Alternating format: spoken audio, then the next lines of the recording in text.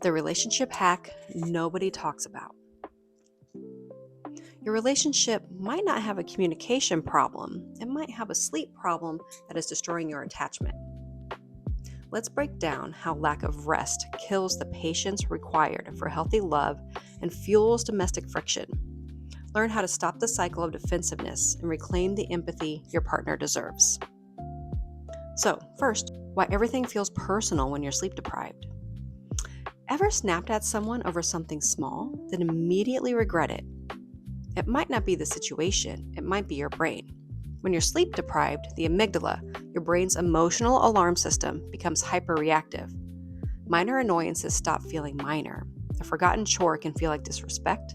An innocent comment can sound like criticism. Normally, your prefrontal cortex acts like a filter, helping you pause, think, and choose your response. But lack of sleep weakens that filter. The emotional brain gets louder, while the rational brain gets quieter.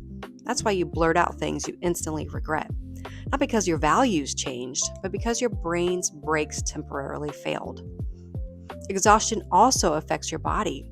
Recent research continues to show that sleep loss disrupts cortisol regulation and activates the body's stress response, creating a state that closely resembles fight or flight. Your heart races more easily, your patience disappears faster, and your brain starts interpreting ordinary moments as threats. The result? You're not just more emotional, you're biologically primed to overreact. The good news is that quality sleep restores the connection between your emotional and rational brain, making it easier to respond with perspective instead of impulse. Sometimes, the difference between an argument and a calm conversation is simply a good night's sleep. Let's talk about the empathy gap. Have you ever thought your partner was angry with you, only to realize later they weren't? Sleep deprivation may be to blame. When you're exhausted, your brain becomes less accurate at reading facial expressions and emotional cues. A neutral look can seem cold. A tired expression can look irritated. Even silence can feel like disapproval. Then comes something psychologists call the hostile attribution bias, the tendency to assume other people's actions have negative intentions. Your partner forgets to text back. You assume they're ignoring you. They answer with a short response. You think they're upset. In reality, they may have simply been busy or tired themselves. Exhaustion makes your brain fill in the blanks with the worst possible interpretation. Well, why? Because when you're sleep deprived, your brain shifts into a survival-focused mode. Instead of carefully considering another person's perspective, it becomes more concerned with protecting you from perceived threats. That self-centered survival focus leaves less mental energy for empathy, patience, and emotional intelligence. The result is simple. You don't just feel more emotional, you become less accurate at understanding the emotions of the people around you. Sometimes the problem isn't what your partner said, it's what your exhausted brain thought they said. Now, not every relationship falls apart because of conflict. Sometimes it falls apart because two exhausted people slowly stop reaching for each other. Poor sleep hygiene, such as late night scrolling, inconsistent bedtimes, and chronic sleep deprivation, doesn't just leave you tired, it also makes emotional withdrawal more likely. When your brain is running on empty, connection starts to feel like work. Instead of asking about your partner's day, you stay quiet. Instead of resolving an argument, you avoid it. Instead of showing affection, you tell yourself, maybe tomorrow. Not because you don't care, but because you don't have the mental or emotional energy to engage. Over time, these missed moments add up. The conversation doesn't happen, a hug is skipped, a small act of kindness is postponed. The relationship begins to feel distant, not because love disappeared, but because exhaustion replaced effort. Sleep also influences the hormones that support social bonding. While oxytocin is released through positive interactions like hugging, touch, and emotional closeness, chronic sleep deprivation may reduce opportunities for those interactions and can disrupt the hormonal imbalance that supports connection. In other words, the less rested you are, the less likely you are to create the very moments that strengthen your bond. It's a cycle, and poor sleep leads to less connection. Less connection leads to emotional distance. and emotional distance can make restful sleep even harder. Sometimes the biggest threat to a relationship isn't a lack of love, it's a lack of rest. So, what do we have control over? Here's an example. It's almost midnight. You've been going in circles for 40 minutes, and somehow, whatever you were originally fighting about has turned into 3 different arguments. You're not solving anything, you're just tired. What if stopping right now isn't giving up? What if it's actually the smartest thing you can do for your relationship? Let's talk about the Sleep First protocol. First, you may have heard of HALT, H-A-L-T. It's been a tool in therapy for decades. The idea that before you react, you ask yourself, am I hungry, angry, lonely, or tired? It was designed for individuals, but the updated 2026 model turns it into something you use together. The question shifts from, are you okay, to, are we in a state where we can actually do this well? That's not a small change, that's everything. Here's why it matters. When you're sleep deprived, your prefrontal cortex, the part of your brain responsible for empathy, nuance, and long-term thinking, essentially goes offline. What's left is your amygdala, scanning, threat detecting, reacting. You're not having a conversation when you're both running on empty. You're having a collision.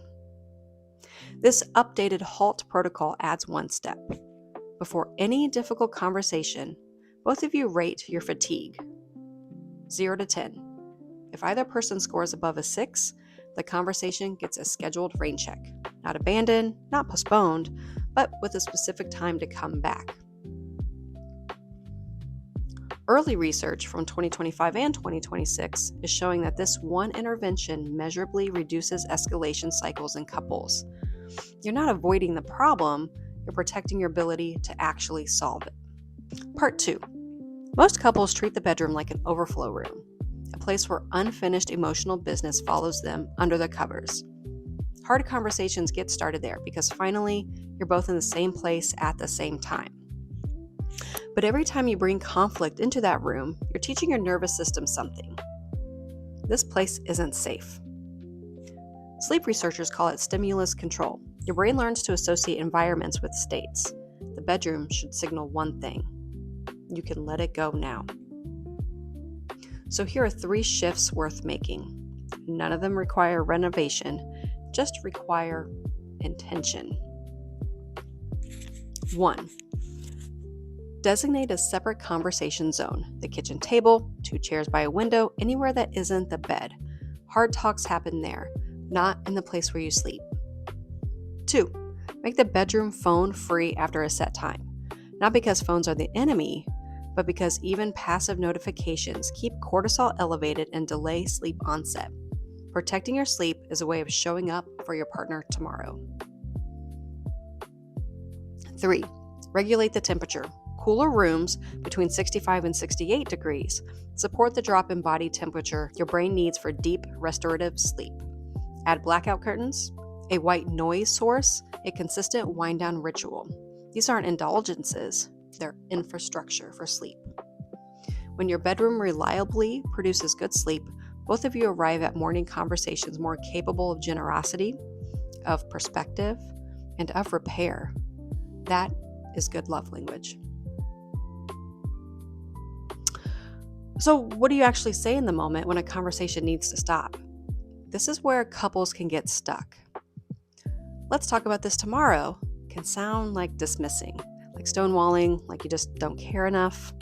The physiological truce is a specific script, a way to pause that communicates care instead of avoidance. For example, it can sound like this.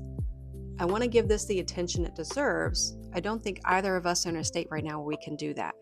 Can we come back to this tomorrow morning, maybe after coffee? I'm not going to go anywhere from this, but right now doesn't seem like a good time. What do you think?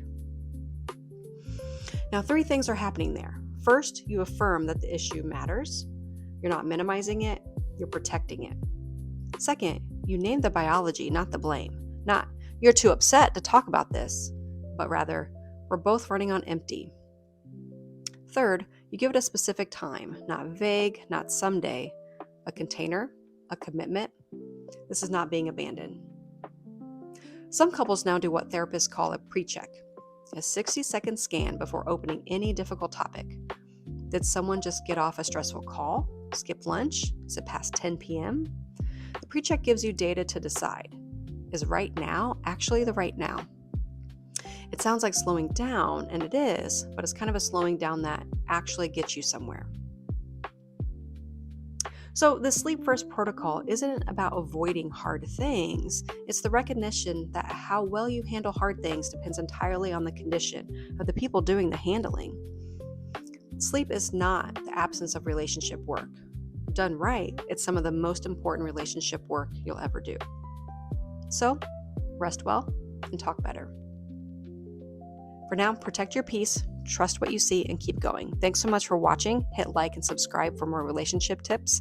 Feel free to leave a comment as well if this was not a good video, there was rambling, wasn't good. Let me know. I'll be happy to respond. All right, take care.